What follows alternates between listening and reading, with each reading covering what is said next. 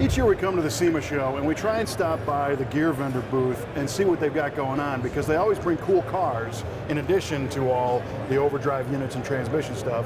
And Rick, this time you've got, you know, an icon sitting here. Tell me about the Sox Martin car.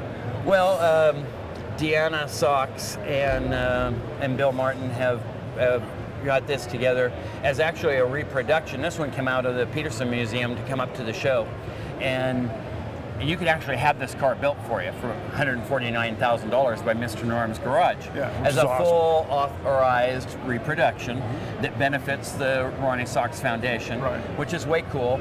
And you can get this car, you know, it's got the right Hemi, it's got the right colors, it's got all the history in terms of you know, the sponsor, the Keystone wheels and everything, and it's great.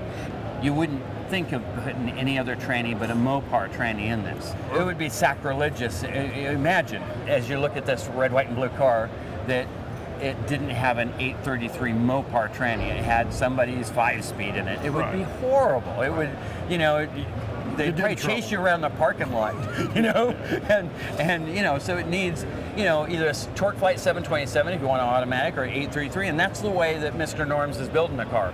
You know, only those two ways, and the only option being a Gear Vendor. So you want overdrive, it's got 4, 5, 6s. So stock, it's a 10-second car, very nice, and you want to be able to drive it. So you know, Gear Vendors will take those 4, 5, 6s and give them 355. It's just like you had a 355 diff. Plus, you can get us Gear Vendors on the drag strip, which is really what Sox and Martin liked about it, was that a customer trying to drive the 4-speed car can launch in first gear and hit the button for first over and actually get a 1-2 shift, a lot like her husband can do. Because the rest of us nobody else can. All right, so you're suggesting, though, that the Gear Vendor is an acceptable mod for this car. Well, yeah, over our years, you know, the 30 years that we've been in business, you know, we've seen more and more classic restorations. A lot of people don't realize that. We do antique cars. Last year when you were here, we had that Bentley in the booth with Jay Leno's Bentley. But a lot of people don't realize that Bentley can go to a historic event, a concourse judging event like Pebble Beach or over in the UK, and there's no point deduction for that having a Gear Vendors in it. Now, how is that This is a $1 million car. Yeah, right. Yeah, and the only thing they allow as a change is a Gear Vendors, because the Gear Vendors leaves the factory transmission. It leaves the entire car's factory. The only thing that's different, a little bit shorter drive shaft, and they realize that Jay or whoever owns the Bentley or Rolls Royce or Packard or historic Cadillac, Buick, whatever, you know, you have to hand make those parts anymore, pistons and things like that. They're just not readily available. They want them to be driven, and the Gear Vendors allows that to happen.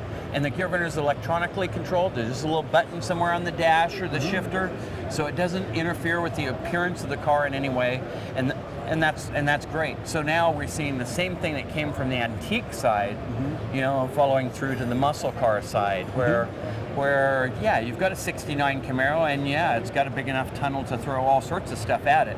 But what's the period correct? Yeah, what if you got a real Lenco car? Yeah. Are you going to take out a Super T10, or a Muncie out of that car, or a Turbo 400, and put in some late model, you know, automatic or manual? Or are you going to leave the original factory shifter, factory everything, just add that planetary overdrive behind it, keep the car all historically correct? It's what we think is right, because it's the highest horsepower handling way.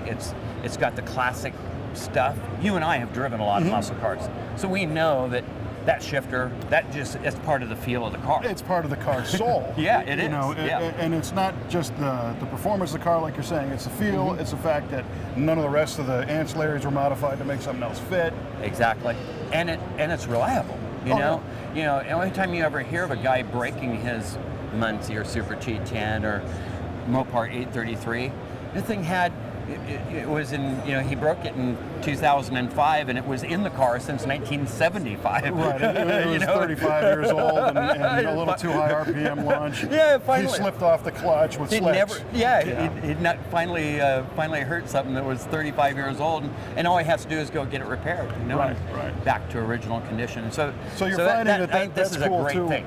you're finding that even the, you know, like maybe the Shelby guys and the Lenco guys, they're embracing the whole Gear Vendor thing as acceptable. I'm glad also. you mentioned Shelby, for instance. Yeah, I mean, imagine you have a 66 Shelby. Yeah. I mean, which, by the way, that's the only thing I can do is imagine that I have one. Not today or tomorrow. But yeah, that car, you know, whereas the Mustang came with the top loader, which we fit, but the Shelby came with the Super T10. Yep. And we make the Shelby Super T10 kit. It's a particular, you know, group of parts to put that shifter in exactly the same location, tranny mounts in exactly the same location, everything stays exactly the car. There's no modifications to the car whatsoever. Slip the gear vendors in there, and now you got a car that not only gets an overdrive gear, so like I say, your 410s or 320s or your 456s or equivalent to 355s, but you also have that full throttle shifting. You can do at any moment without the clutch. So anytime you want to grab a gear and under full throttle, your next gear, usually that's when you're going to hit the throttle. If you're second gear boulevard cruising, you romp on the throttle, the next gear you're going to grab that button on the shifter. That's cool. So one of the things people ask me about is controlling the gear vendor and integrating the switch or the button. I see a bunch of shifters here. I mean, you guys do a lot of different methods of Yeah, we do, with Kevin. this. If anybody gets on our website and goes to the first page of the muscle car page within the website, click on the muscle car flag, the first thing that's going to pop up is the shifters, because that is a common question. People want to know, okay, I hear gear vendor's great, but how do I work it? Okay, so we got a few examples here. We got good relationships with Hurst and B&M and all the shifter people, Winners, Performance, and so forth. And you can see default in most of our kits is the gear vendor's man, the little ball with the button. You can get that in black or white, and this button has a nice snap action feel. Yeah, it's like a micro switch in there?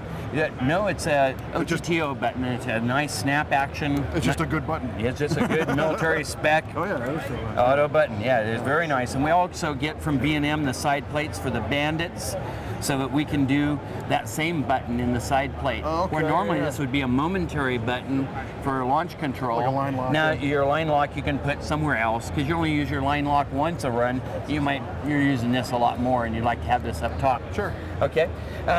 We were talking about the CUDA earlier. The CUDA, we use the Mopar reproduction pistol grips. That's cool.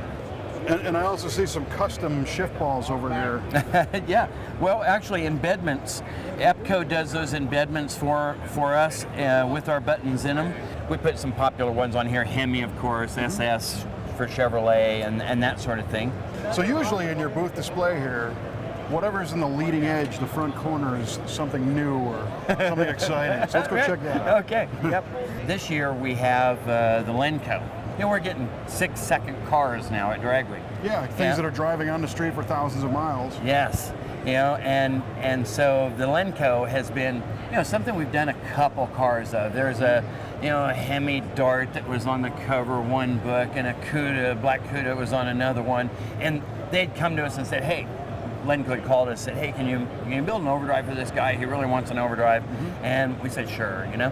And so this year we decided to go ahead and make that official, create a part number, throw it in SEMA's new product area, and actually come up with a kit so it can go on the website and people can order it.